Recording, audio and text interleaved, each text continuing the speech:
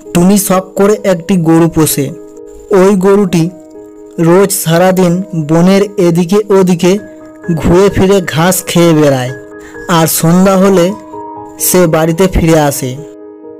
একদিন ওই গরুটি বনের মধ্যে ঘাস খাচ্ছে, আর ওই পথ দিয়ে যাচ্ছিল একটি বাঘ।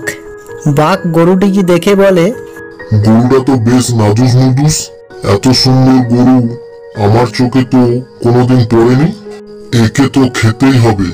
এই বলে সে গরুটির উপর আক্রমণ করে। গরুটি এদিকে ওদিকে ছুটে পালায়। পালাতে পালাতে সে কোনো উপায় না পেয়ে সে একটি বড় নদীর মধ্যে ঝাঁপ দেয়। বাঘটাও তার পিছনে পিছনে সেও ঝাঁপ দেয়। তারা দুজনে গলা ভর্তি জলের মধ্যে আটকে যায়। তখন বাঘটা বলে, তুই আর কোনো জায়গা পেলি না, দেখে দেখে জলে নেমে গেলি। উপরে থাকলে কি হতো, আমি তোকে খেতাম, কিন্তু এবার মর দুজনে। তখন গরু বলে, তোমার মালিক আছে?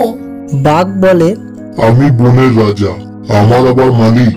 তখন গরু মুচকি হেসে বলে, বোকা বাঘ, আমার মালিক এসে আমাকে এখান থেকে তুলে নিয়ে যাবে, আর এসে তোমাকে খুব মারবে। এদিকে টুনি তার বাড়িতে গরুটাকে দেখতে না পেয়ে সে বনের দিকে খুঁজতে আসে। এসে দেখে সে একটি নদীর জলের মধ্যে রয়েছে, আর একটা বাঘও রয়েছে।